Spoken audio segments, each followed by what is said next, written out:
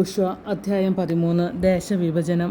Joshua വൃദ്ധനായപ്പോൾ കർത്താവ് അവനോട് പറഞ്ഞു, നീ വൃദ്ധനായിരിക്കുന്നു, ഇനിയും വളരെയധികം സ്ഥലങ്ങൾ കൈവശപ്പെടുത്താനുണ്ട്.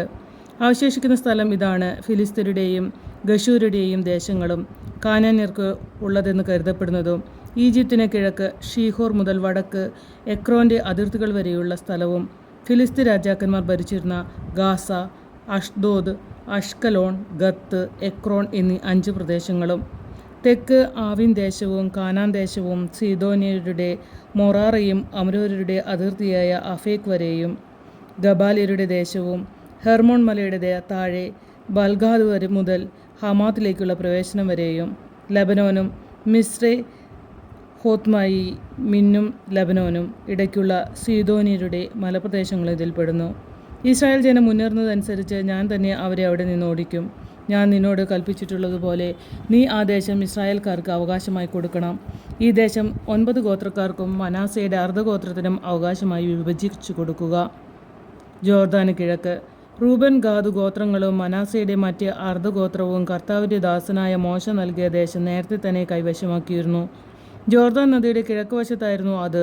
അർണോൺ താഴ്വരയുടെ മധ്യത്തിലുള്ള പട്ടണവും ആ താഴ്വരയുടെ അറ്റത്തുള്ള അരോവർ മുതൽ മെദേബോ സമതലം ഉൾപ്പെടെ ദീബോൻ വരെയും ഹെഷ്ബോൺ ഭരിച്ചിരുന്ന അമോര്യ രാജാവായ സീഹോൻ്റെ പട്ടണങ്ങളും അമോന്യരുടെ അതിർത്തികൾ വരെയും ഗിലെയാദും ഗഷൂറും മക്കായും ഹെർമോൺ മലയും സലേക്ക വരെയുള്ള ബാഷാനും എദ്രയിലും അസ്തരോത്തിലും ഭരിച്ചിരുന്ന ബാഷാൻ രാജാവായ ഓഗിൻ്റെ ദേശങ്ങളും ഉൾപ്പെട്ടതായിരുന്നു അത്.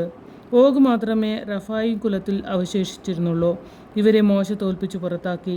എങ്കിലും ഇസ്രായേൽ ജനം ഗശൂര്യരെയോ മക്കാത്യരെയോ തുരത്തിയില്ല. അവർ ഇന്നും ഇസ്രായേൽക്കാരുടെ ഇടയിൽ വസിക്കുന്നു. ലേവിയുടെ ഗോത്രത്തിന് മോശ അവകാശമൊന്നും നൽകിയില്ല. അവൻ അവരോട് പറഞ്ഞതുപോലെ ഇസ്രായേലിൻ്റെ ദൈവമായ കർത്താവിനെ അർപ്പിക്കുന്ന ദഹനബലികളാണ് അവരുടെ അവകാശം. റൂബൻ്റെ ഓഹരി. റൂബൻ്റെ ഗോത്രത്തിനും കുടുംബമനുസരിച്ച് മോശ അവകാശം കൊടുത്തു.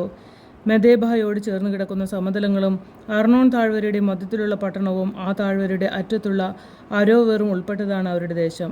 ഹെഷ്ബോണും സമതലവും അതിലുള്ള പട്ടണങ്ങളും ദീബോനും ബാമോത്ത് ബാലും ബെത്ബാൽ മേയോനും യാഹാസും കെദോമോത്തും മെഫാത്തും കിരിയാത്തായിമിലും സിബ്മായും സമതലത്തിലെ ചെറുകുന്നിലുള്ള സെരേത് ഷാഹാറും ബത്പേയോറും പിസ്ക ചെരുവുകളും ബെത്ജെഷിമോത്തും ഹെഷ്ബോൺ ഭരിച്ചിരുന്ന അമോര്യ രാജാവായ സീഹോൻ്റെ രാജ്യം മുഴുവനും സമതലത്തിലെ പട്ടണങ്ങളും ഇതിലുൾപ്പെടുന്നു. അവൻ്റെയും മിദ്യാനിലെ നേതാക്കന്മാരായ ഏവി, റേക്കം, സുഹൂർ, റേബ എന്നിവരെയും മോശ തോൽപ്പിച്ചു. സീഹോനിലെ പ്രഭുക്കന്മാരായ ഇവർ അവിടെ വസിച്ചിരുന്നു. ഇസ്രായേൽ ജനം വാളിനിരയാക്കിയവരുടെ കൂട്ടത്തിൽ ബയോറിൻ്റെ മകനും മന്ത്രവാദിയുമായ ബാലാമും ഉണ്ടായിരുന്നു. ജോർദാൻ തീരമായിരുന്നു റൂബൻ ഗോത്രത്തിൻ്റെ പശ്ചിമ അതിർത്തി. അവർക്ക് കുടുംബക്രമമനുസരിച്ച് അവകാശമായി ലഭിച്ച പട്ടണങ്ങളും ഗ്രാമങ്ങളുമാണിവ. ഗാദിൻ്റെ ഓഹരി. ഗാദ് ഗോത്രത്തിനും കുടുംബക്രമമനുസരിച്ച് മോശ അവകാശം നൽകി. അവരുടെ ദേശങ്ങൾ യാസാർ, ഗിലെയാദിലെ പട്ടണങ്ങൾ, റബായുടെ കിഴക്ക് അരോവർ വരെ അമോന്യരുടെ ദേശത്തിൻ്റെ പകുതി, ഹെഷ്ബോൺ മുതൽ റാമാത്ത് മിസ്പയും ബത്തോണിമും വരെ, മഹാനായിം മുതൽ ദബീറിൻ്റെ പ്രദേശം വരെ, താഴ്വരയിലെ ബദ്ഹാറാം, ബത്നീമറ, സൂക്കോത്ത്, സാഫോൻ, ഹെഷ്ബോൺ രാജാവായ സീഹോൻ്റെ രാജ്യത്തിലെ ബാക്കി ഭാഗം എന്നിവയാണ്.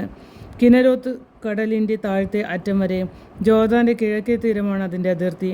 ഗാദ് ഗോത്രത്തിന് കുടുംബക്രമമനുസരിച്ച് അവകാശമായി ലഭിച്ച പട്ടണങ്ങളും ഗ്രാമങ്ങളുമാണിവ. മനാസയുടെ ഓഹരി.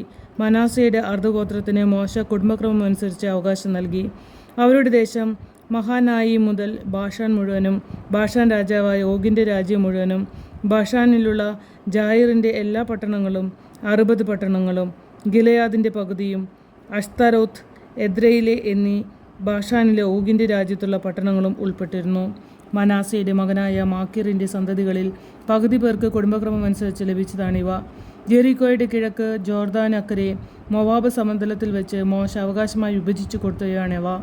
എന്നാൽ ലേവിയുടെ ഗോത്രത്തിന് മോശ അവകാശമൊന്നും നൽകിയില്ല.